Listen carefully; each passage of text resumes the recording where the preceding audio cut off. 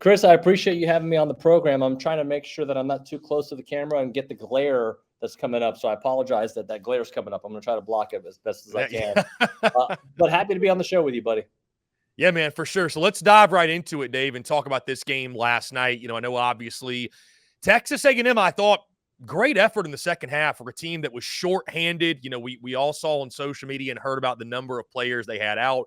Marcel Reed had to step in after Jalen Henderson goes down on the first play of the game, threw for 361 yards in that ball game. Obviously, Ollie Gordon, Alan Bowman, and that Oklahoma State offense, it was a little bit too much, but what did you see from Texas A&M last night in the Texas Bowl? Anything positive to take away moving forward that Mike Elko can take as a positive going into 2024 and beyond?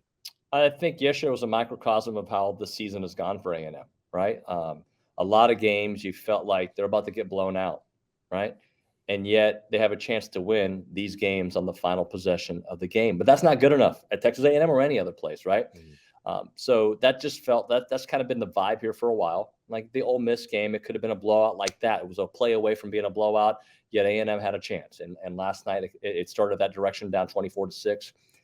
And I look at Marcel Reed. That is a real thing of optimism because, Chris, I'm sure as a broadcaster, like you ever been thrusted into a broadcast situation where you weren't mentally ready, like it's supposed to be your turn, and like you've done it your whole life, but you haven't like mentally been taking that a rep, right? Like you're not the guy who normally hosts a show or whatever it may be, or whatever walk of life. It is not easy to walk into that environment, and A&M had it happen several times with Max Johnson, with Jalen Henderson, and then last night with Marcel Reed. So I think that is optimistic. I think the defense, being as gutted as they were, found a way to be effective. Yes, you're exactly right. Ollie Gordon got his, but his 118 yards, workman-like effort, right? Like it wasn't like he had 3 or 4 really impressive Ollie Gordon runs, but for the most part, I thought A&M's defense did pretty well against him with all those walk-ons and all those dudes who were freshmen who hadn't played it before.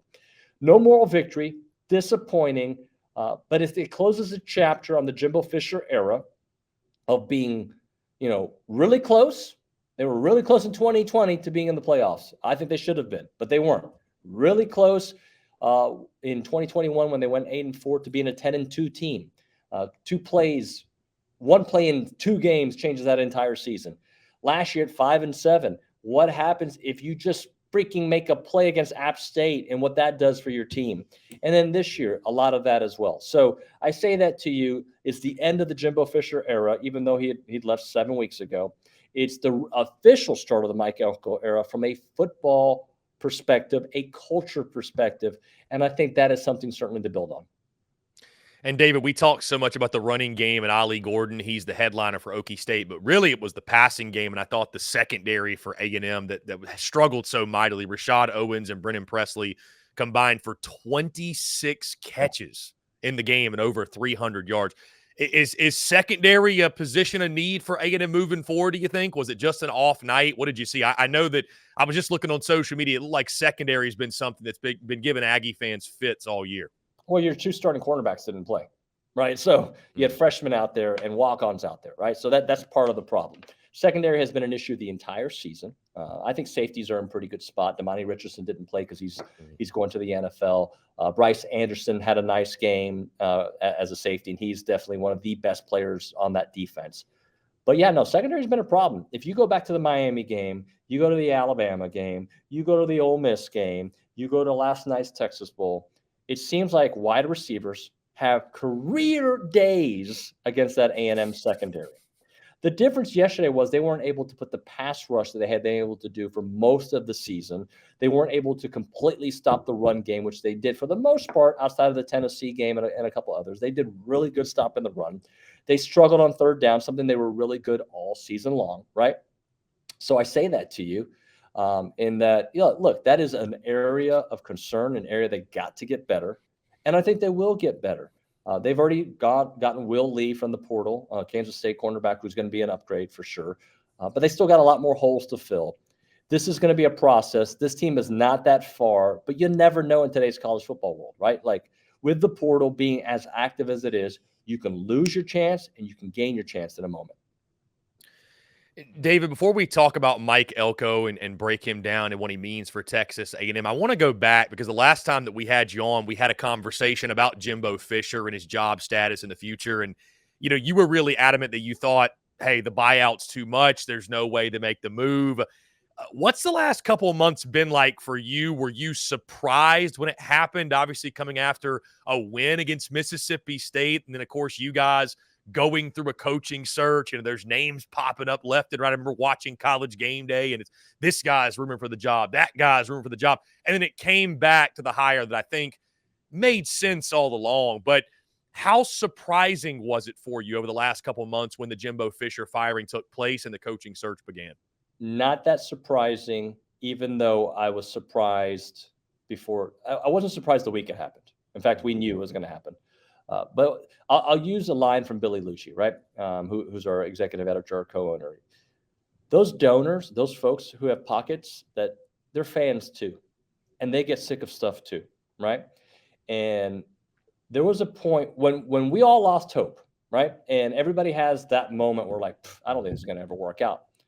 For me, was probably the Miami game this year, and then maybe the Tennessee game. Right? Those are the two moments like this is the same. I've seen this story for the last 3 years. It's all the same.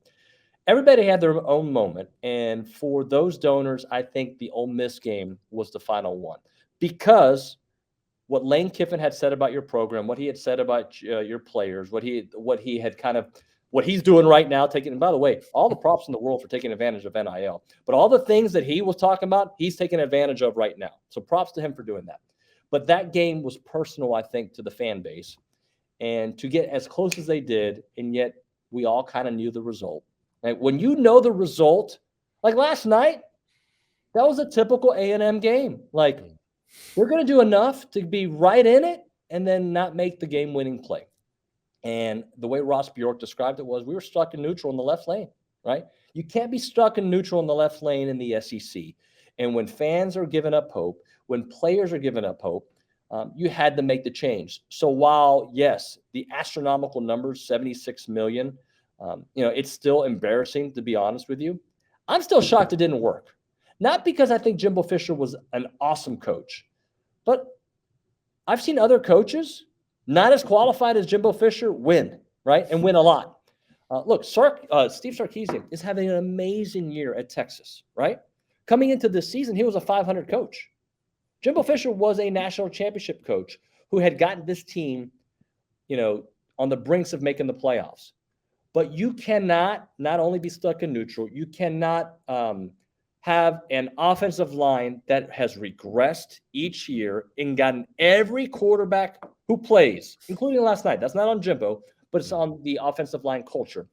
Every quarterback you've had play for the last 3 years has gotten hurt. That's ridiculous. Calzada got hurt. Haynes King got hurt. Max Johnson's gotten hurt twice, right? Connor Wegman goes down for so all that to say, I'm giving you a long answer, but it's basically to say, I know what I wanted. I wanted to move on, but I also think it could have worked if he wasn't so stubborn. And when donors lose hope, money appears. And although the program's saying the athletic program is paying for it, so. But you want that money elsewhere. You want that optimism to go to NIL, to go to buildings and whatnot. And that's how we got here. David, I think you made a great point as well. Donors are just fans with influence. And like you mentioned, they all have a breaking point as well. To the coaching search, again, it was kind of all over the place, topsy-turvy. The Mark Stoops thing happened. It looked like he was about to take the job. Then he comes out on social media and says something again. Tons of names were rumored to take it. And Mike Elko always felt like one that made sense, and it seemed like it worked out the way it was supposed to. Your thoughts on how the coaching search went and then landing on Mike Elko, just how that played out in College Station, and thoughts where it landed, if you will. Well, look, I think most fans are usually excited with a coaching change.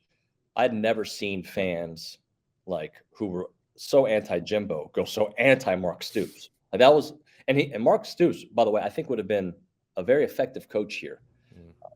But it didn't inspire folks, right? Like it didn't inspire Mike Elko feels like one of us who went out on his own.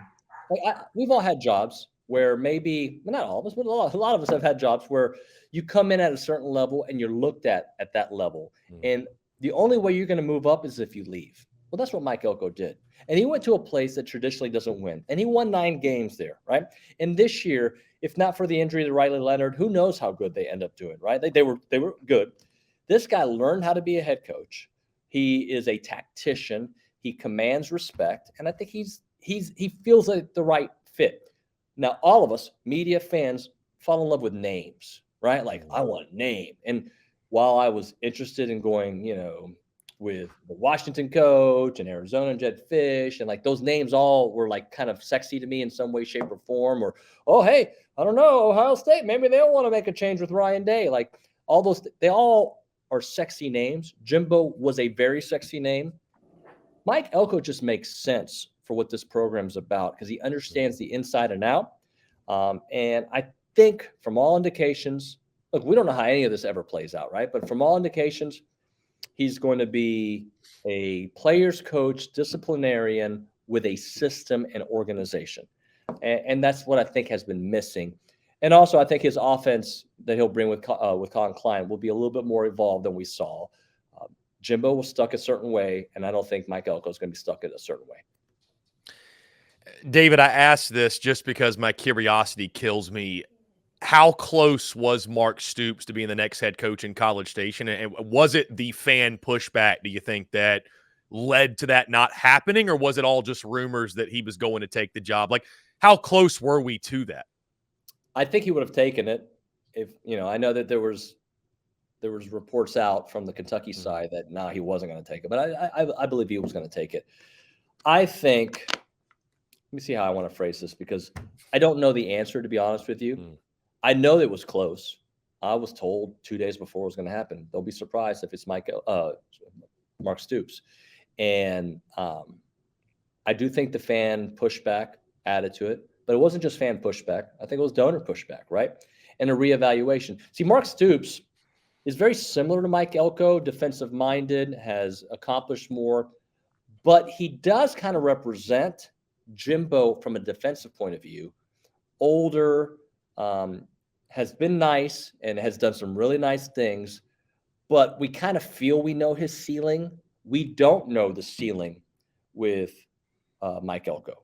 And again, being one of our guys, I think made a difference in that whole thing. So look, I think Ross Bjork was very interested in hiring Mark Stoops. There's a reason it was reported that it was close and it was probably going to happen. But I think after reevaluation and then talking amongst those that matter, they're like, you know what? The right option has been right in front of us since day one. He was always one. It always felt like Mike Elko was 1B in all the conversations. Ryan Day, Mike Elko. You know what I'm saying? So from that respect, I feel like it was always in front of them. And it was a hire that 2 years ago, people were like, when he left for Duke, I wouldn't be surprised if he comes back to be our head coach one day. And so, David, on the note of Mike Elko, obviously listening to him last night during the broadcast talk about we've got to get Texas A&M to where it should be, which is competing for titles. And Ross Bjork, obviously, I thought mentioned that, did a great job talking on that. What do you feel Mike Elko most brings to Texas A&M football, both in the short term and the long term? Because obviously it feels like the Aggies have everything in place to be a top contender, whether it be this SEC, the new SEC. They have what it takes to be a top contender in college football. I think he brings organization, and when you hire a coach, typically, not always, you go opposite of what you just had, which sounds weird considering Mike Elko was Jimbo Fisher's defensive coordinator. Like, no, he's from the Jimbo school. Well, he's also from many other schools, right? I think he brings a younger approach, a more evolved approach, and organization. And bringing in Tommy Moffitt to be his strength and conditioning coach is a grand slam. The strength and conditioning coach is with those players more than anybody else. And they set a tone early. And if you haven't seen Tommy Moffitt's act before, like what he did on pro days, putting out signs, these players have not been to practice and calling them out with pro scouts coming in the building. If you haven't seen that side of Tommy Moffitt, what he did at LSU, you should go check it out. There's a tweet floating out there about him. I think he brings organization, he brings class, and he brings hope. And more than anything, players need hope, fans need hope, donors need hope. And along with that, I don't think he's going to be too stubborn to evolve. David, to your point, without hope, you have nothing. Hope's not a strategy, but you have to have it to some degree. So speaking on that, the conversation moves to year one and the expectations, what have you. I mean, what are the expectations for Mike Elko looking at 2024? And I know this is way too far ahead with the portal and so much can change, but I know that folks in College Station, they see what's going on in Austin. They see what Texas is doing. How much pressure does that put on Mike Elko to get things going in a hurry? And obviously you play Texas next year with them joining the SEC. What are the expectations at all top programs? I'm not saying A&M has arrived to there, but the expectation should be 10 wins or busts. That should be the expectation. Should be for an opportunity to get into the college football playoffs every year. That should be the expectation. Now, how long does it take to get his culture in place? Does he fill some of the gaps that we talked about through the portal? Is he able to get a couple cornerbacks? Like, I don't love doing like predictions and stuff like that, especially at this point, because there's too many unknowns. But if you talk about expectations, the expectations for Texas A&M, for Auburn, for Alabama, for Georgia, Ole Miss now. They'll expect, and Ole Miss, by the way, you look at their schedule next year, they better be 10-2, right? Like, I mean, with all that talent that they're going to have and that schedule, so the expectation should be 10-2. And yeah, is there a little bit of pressure because of what's happening in Austin? Sure. I think we all know that doing that in the Big 12 is different than doing that in the SEC. There's no university. There's Vandy, and they're going to get Vandy next year. And they do have a tough schedule. I keep saying that they don't have it. I don't think their SEC schedule next year is ridiculous for SEC standards, but they got Georgia on their schedule. They got Michigan on their schedule. So, yes, they've got some games. But I guess my point is life in the SEC is hard, as we all know, and it's real quick to go from that hot team like South Carolina was. Like, South Carolina, they're a 10-9 win team this year, 9 or 10 win team, to having the year that they had, right? To maybe being that team that, like, ooh, look at Auburn kind of turning it on at the end of the year. Oh, and then they have the big hiccup too, right? So it's a hard league. It's a very hard league. I think Texas, by the way, is very well positioned for next year because recruiting with an SEC by your name for the last 2 years with the Big 12 schedule has allowed them to be where they are today, and they have a legit chance to win a national championship this year. Not just because they're in the Final Four, but I like their matchups. Like, they're playing at a very good level. But expectations for me are what they are, man. Anything below 10 wins every year is going to be a disappointment. Can I be like, okay, I get it. I see why they won 9. I can see why they won 8. I can see why they won 7. Sure. But my expectation is that's the kind of program that this fan base deserves. And that's the kind of resources that they have. They just got to get it right. Speaking of the transfer portal and recruiting, David, just really quickly, what's the latest on Aggie recruiting and portal? Obviously, signing day just happened. The portal has started to slow down a little bit. I know in a coaching change, right, it's really, really difficult to put a class together of any kind, right? I mean, you don't have a whole lot of time to build any sort of relationships or anything of the sort. So do you feel like there are some difference makers in this 24 class and maybe coming from the portal? I know, unfortunately, A&M has been gutted from the portal. We just saw Walter Nolan. You mentioned Ole Miss. He just committed over there to Lane Kiffin and company. But is there any relief coming, you think, in this signing class, whether it be high school ranks or transfer portal? Well, let's take that part first. A&M gutted by the portal. They've got less people in the portal than Georgia. Like, Georgia's got 18, A&M's got 17.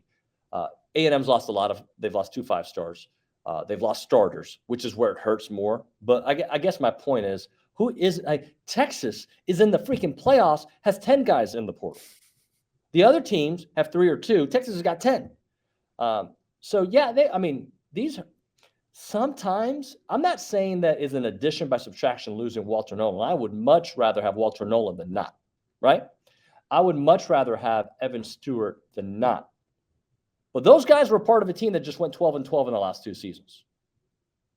I would love to have seen what they can do with a different coach, right? But I want, after seeing what has happened with that 22 class, I want more Anais Smiths, more Torian Yorks, right? 3-star guys that are, they're actually 5-star guys, right? I don't want, in this NIL era where people are coveting the likes on Twitter and the drama behind maybe going in the portal. Dude, if you want to go in the portal, adios, we'll see you later, right? Like, A&M has to address some areas.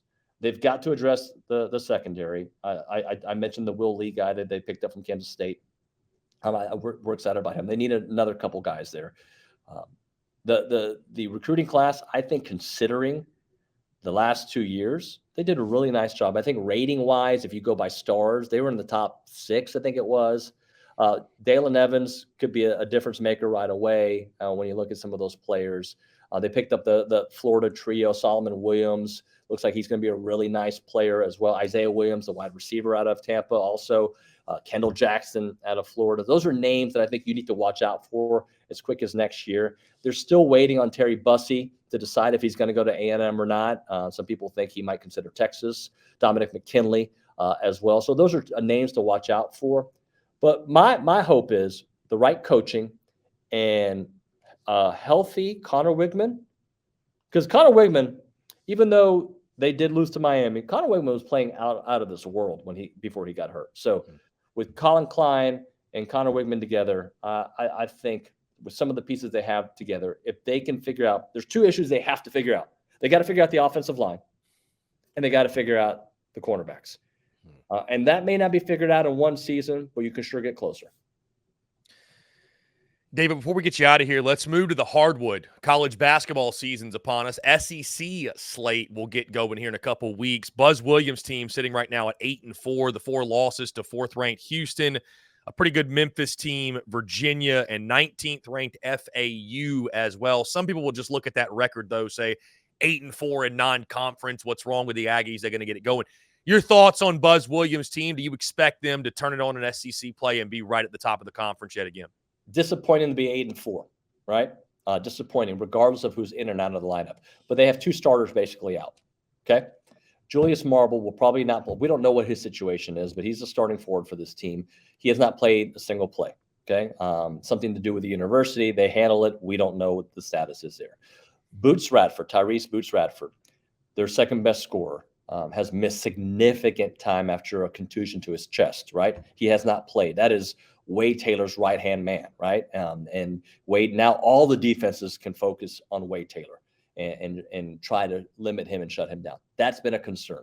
They've lost to some really good teams, an FAU team that went to the Final Four. We all know Houston's accolades. Going to Virginia is a hard place to go play, right? And you know what they're going to do? They're going to slow down the pace. They're going to play a great brand. And Memphis is up and going, right? They've got some talent out there. Penny's doing a great job. You asked me, do I expect for better things to happen in conference play? I do. The SEC is kind of interesting this year because I didn't think it was that good a couple weeks ago. Now look at it, like they're all like 9-3. They're all 8-4, except for obviously Ole Miss, who's dominating, and Mississippi State looking really good. But a Buzz Williams team pretty much every year, except the COVID year, gets better as the season goes on. Last year they had a worse non-conference with an easier schedule, and they went 15 and is it 15-3 they went? I think they won 15 games last year in conference play. That was not expected, right? They turned it on. The year prior, they were losing. Then they go on this huge win streak at the end of the season where people thought they'd make the NCAA tournament. They go to the NIT, they go to the finals, and they lose. So, yeah, I think they'll be better as the season goes on. I hope they get some guys back. But I do know that Buzz's system sometimes takes a little while to get clicking. And they'll be better. I don't know if they're a 15-win team in the SEC better, but they'll be better. And I think 8-4, considering the situation, not ideal, below expectations, but they're not that far off. David, 50 days until opening day. It's hard to believe college baseball is around the corner. Before we get you out of here, on a fun note, describe to us a game, what it's like at Bluebell Park. I've just watched from afar, never been in person. I'm a huge baseball guy myself, definitely on my bucket list to take in a game there. But the venue, the setting, the traditions, I feel like it really makes A&M a really cool place to watch a game. Well, all the accolades you hear about Kyle Field, 100,000 just going crazy. Even when this team has nothing to play for, you can say that about going to Olsen, right? There's a magic to Olsen. Magic happens. The bubbles happen. The fans really get into the opposing team and the pitchers, and it is an awesome atmosphere. And more than anything, going there, knowing you have the right coach to lead you, makes that experience so much better, right? Like, you can have an awesome venue, but if you don't have hope, that venue maybe lose a little bit of the luster. There's hope. Jim Schlossnagle, we feel, will win a national championship at A&M. That's the feeling. Like, it's not, it's not if, it's the when feel to it. Mhm. And, the same kind of Mike Elko stuff I told you about. You got Schloss who's been doing it for a couple of years here. I will give this university this. They have done some really solid jobs with hires. Buzz Williams was before Ross Bjork's time. Solid hire for a place that basketball sometimes becomes forgotten. Softball with Trisha Ford. She's turned that program around. Jamie Morrison with volleyball. Joni Taylor with women's basketball. The golf programs are phenomenal. So they've made some amazing hires there. But Schloss and going to Olson, just like nothing else, man. It is a cool environment. And if you're a baseball purist, you want to watch baseball sitting in those stands, taking it all in on a cold March, April day, and just watching that Aggie baseball team play some great baseball. There you have it. David Nuño, Tex Ags, does a fantastic job talking all things the 12th man. David, appreciate you taking the time. Have a happy new year, my friend. Let's definitely do it again soon. You got it, brother. Take care. Thanks for having me on.